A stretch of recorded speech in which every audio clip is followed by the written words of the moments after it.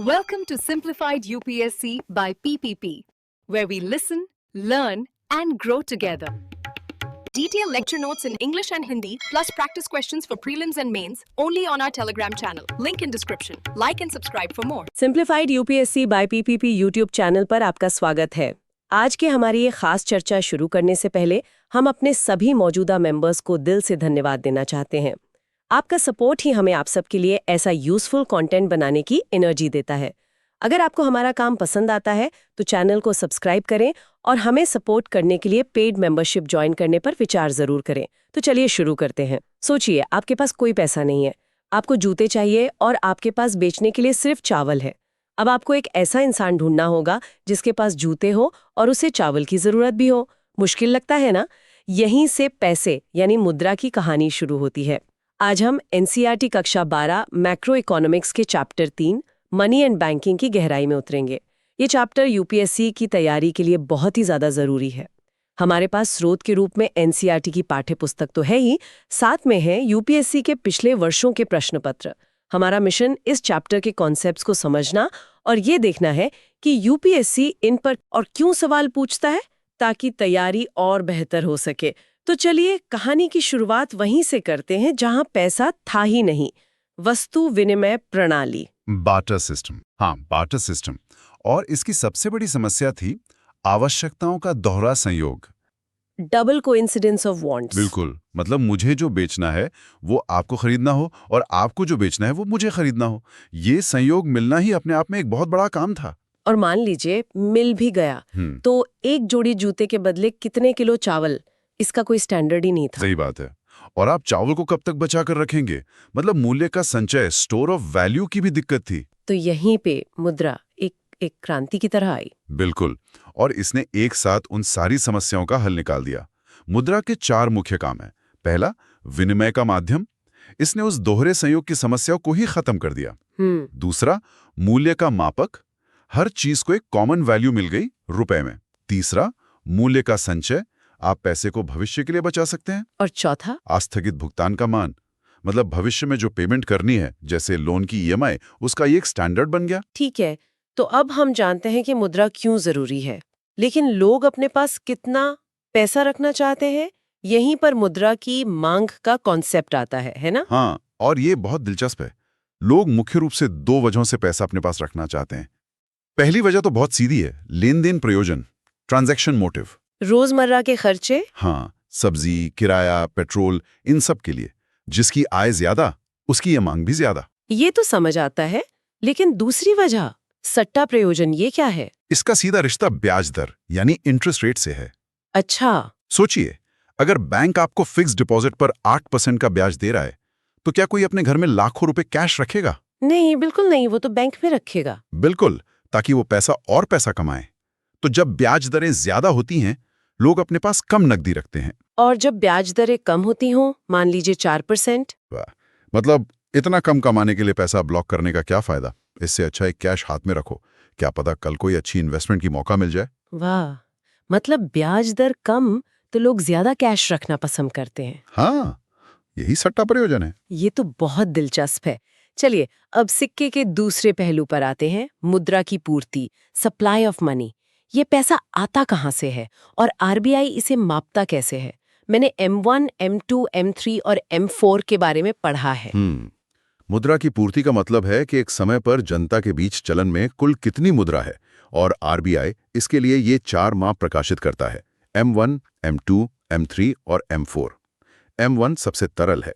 इसमें जनता के पास करेंसी और बैंकों के पास जो डिमांड डिपॉजिट है वो शामिल है। डिमांड डिपॉजिट्स यानी करंट और सेविंग्स अकाउंट का पैसा। मुख्यतः करंट अकाउंट, जिसे आप कभी भी निकाल सकते हैं। M1 को नैरो मनी भी कहते हैं। और M3? M3 में M1 तो होता ही है, साथ में कमर्शियल बैंकों की नेट टाइम डिपॉजिट्स भी जुड़ जाती हैं, जैसे फिक्स डिपॉजिट्स। बिल्कुल, इसीलिए M3 को ब्रॉड मनी कहते हैं। ये अर्थव्यवस्था में कुल खर्च करने की क्षमता दिखाता है। और यहीं पर यूपीएससी ने एक बहुत अच्छा सवाल पूछा था। 2013 के पेपर में तरलता यानी लिक्विडिटी के घटते क्रम में कुछ चीजों को लगाने के लिए कहा गया था: करेंसी, मांग जमा, सावधि जमा और बचत जमा। हाँ, ये सवाल सीधा M1 और M3 की समझ का टेस्ट है। इसका सही क्रम है 4132। मतलब सबसे ज्यादा तरल है करेंसी। हाँ, जो कैश हाथ में है। उसके बाद मांग जमा, फिर बचत जमा और सबसे कम तरल है सावधि जमा यानी एफडी, जिसे आप आसानी से नहीं तोड़ सकते। अब आते हैं उस हिस्से पर जो मुझे हमेशा से एक जादू जैसा लगता है। हम सब जानते हैं कि बैंक लोन देते हैं, लेकिन ये बात हैरान करती है कि इस प्रक्रिया में बैंक पैसा बनाते हैं। ये होता कैसे है? ये मनी मल्टीप्लायर या साख सृजन की प्रक्रिया के माध्यम से होता है। इसे एक उदाहरण से समझते हैं। मान लीजिए किसी ने बैंक में 100 रुपए जमा किए। ठीक है। अब आरबीआई का नियम है, जिसे हम नकद आरक्षित अनुपात या सीआरआर कहते हैं, कि बैंक को इस जमा का एक हिस्सा, मान लीजिए 20%, अपने पास कैश में रखना होगा। तो 20 रुपए बैंक अपने पास रख लेगा। हाँ, और बाकी के 80 रुपए वो बैंक किसी और को लोन के रूप में दे सकता है। अब जिसे वो 80 रुपए लोन में मिले, वो उसे कहीं खर्च करेगा और वो पैसा घूमकर वापस बैंकिंग सिस्टम में ही आ जाता है, किसी और के अकाउंट में। अच्छा, तो अब बैंक के पास 80 रुपए की एक नई जमा आ गई। बिल्कुल। अब बैंक फिर से उसका 20% यानी 16 रुपए रिजर्व में रखेगा और बाकी 64 रुपए किसी और को लोन दे देगा। और ये प्रक्रिया चलती रहेगी। ये प्रक्रिया चलती रहती है जब तक वो शुरुआती रकम लगभग शून्य ना हो जाए। इसका मतलब है कि 100 रुपए की शुरुआती जमा राशि से अर्थव्यवस्था में कुल 500 रुपए तक की मुद्रा आपूर्ति हो सकती है। 5 गुना? हाँ, यही मनी मल्टीप्लायर का प्रभाव है। इसका फॉर्मूला है 1 CRR, यानी हमारे उदाहरण में 1.20 जो हुआ 5। ये तो कमाल है। लेकिन एक मिनट, क्या ये एक आदर्श स्थिति नहीं है? क्या हो अगर किसी ने लोन लेकर वो पैसा अपने घर की अलमारी में रख लिया, बैंक में जमा ही नहीं किया? बहुत अच्छा सवाल है। बिल्कुल सही। इसे करेंसी ड्रेन या नकद रिसाव कहते हैं। असल दुनिया में ऐसा ही होता है। लोग कुछ पैसा कैश में रखते हैं, जिससे मल्टीप्लायर का असर कम हो जाता है। इसीलिए ये जो 5 गुना का आंकड़ा है, ये एक थ्योरेटिकल मैक्सिमम है। तो अब सबसे महत्वपूर्ण खिलाड़ी की बात करते हैं। भारतीय रिजर्व बैंक, आरबीआई, मुद्रा आपूर्ति को नियंत्रित करने में इसकी क्या भूमिका है? आरबीआई, जो भारत का केंद्रीय बैंक है, वो मौद्रिक नीति यानी मॉनेटरी पॉलिसी के जरिए मुद्रा आपूर्ति को नियंत्रित करता है। इसके पास कई उपकरण हैं, जिन्हें हम 2 भागों में बांट सकते हैं, मात्रात्मक और गुणात्मक। हम मात्रात्मक उपकरणों की बात करते हैं। जरूर। इसमें पहला तो सीआरआर ही है, जिसकी हमने बात की। आरबीआई इसे घटा बढ़ाकर बैंकों की लोन देने की क्षमता को कंट्रोल करता है। दूसरा है बैंक दर।